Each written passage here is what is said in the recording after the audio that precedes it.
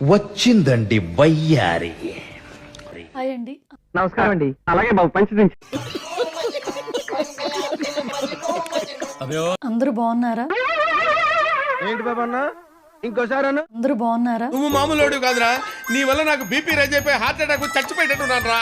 నీ కాళ్ళు పట్టుకుంటా.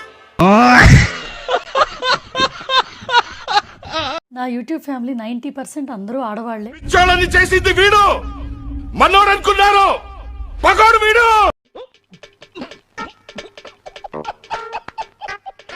సగం మంది అమెరికాలో అదర్ స్టేట్స్ లో ఉన్న ఆడవాళ్ళు అయితే మిగతా సగం మంది ఏపీ తెలంగాణలో ఉన్న తెలుగు వాళ్ళు. ఆగండి, ఇక వెళ్ళండి, మమ్మల్ని మాత్రం మర్చిపోకండి. ఎలా మర్చిపోతారు తమ్ముడు? ఆయనకి మనం చేసేది మామూలు మీద. వెళ్ళండి, మొత్తం ఇచ్చేస్తారు. బాబు నేను చెప్పింది చెప్పండి.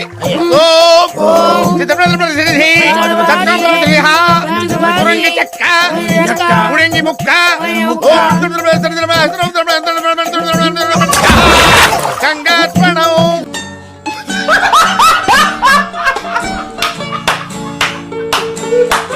దొడ్డిదారు ఎందుకు వెళ్తాను?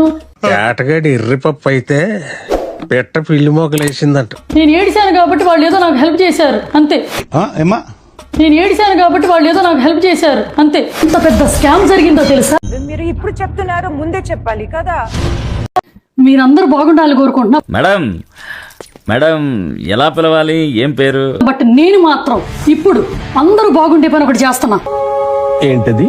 నేను ఇప్పుడు న్యాయ పోరాటం చేయబోతున్నా. ఎందుకవి? ఎవ్వరు నాలా బలవ్వకూడదు. ఏదో చేద్దాం. సమాజానికి ఒక మెసేజ్ ఇవ్వబోతున్నా. ఆల్మోస్ట్ ఇది స్వతంత్ర పోరాటం అనుకో. వ్యక్తిత్వాలు మార్చుకుంటారా అంటే అబ్బే మేము మారం ఇలాగే ఉంటామంటే ఎవడికి నష్టం? నీకు చెప్పిన అర్థం కాదు. నెమ్మదిగా అన్ని అర్థమవుతాయి గానీ నా కూర్చో. జరిగితే జరిగింది కానీ ఆ పెనం మీద కూర్చున్న పాములాగా ఏంటా ఊగిసలాట?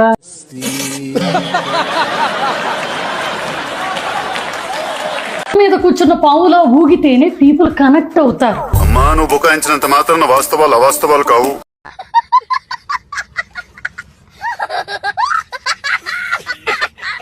వాళ్ళు ఎటువంటి స్కామ్ గురయ్యారు? ఎవరు? హాయ్ గైస్, ఏం జరిగిందో తెలుసా ఇవాళ? Biggest scam. ఎట్టకారమా? నాకు తెలిసి యూట్యూబ్ ని రెగ్యులర్ గా ఫాలో అయ్యే వాళ్ళకి నందూస్ వరల్డ్ ఛానల్ గురించి తెలియకుండా ఉండే అవకాశం లేదు. ఇంతకీ ఎవరు సార్ ఎంగ వెంకట్రావు? తినడానికి ఫుడ్ ఉండేది కాదు. ఒకళ్ళు పగలు ఒకళ్ళు నైట్ జాబ్ చేస్తే రెంట్ కట్టగలిగే వాళ్ళం. అందుకని ఒక పూట తిని ఒక పూట తినకుండా ఉంటాం. సో అట్లా ఇరుబాబు నువ్వా? అదేంట్రా, ఎవడో కొత్త కాంట్రాక్ట్ వస్తాడంటే నేను ఇంకా ఎవరో అనుకుంటున్నాను. నువ్వు వచ్చే ముఖ్యంగా బ్లాగ్స్ ఫాలో అయ్యే వాళ్ళకి, ఫ్యామిలీ బ్లాగ్స్ ఎవరైతే చూస్తారో వాళ్ళకి తెలియకుండా ఉండే సమస్య లేదు.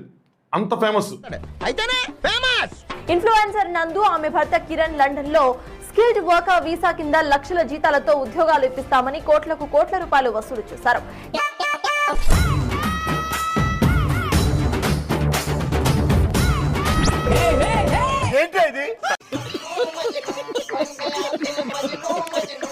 యాభై మంది నిరుద్యోగుల నుండి ఒక్కొక్కరి దగ్గర ఏకంగా 20 లక్షలు వసూలు చేసి చివరకు బోర్డు తిప్పేశారు.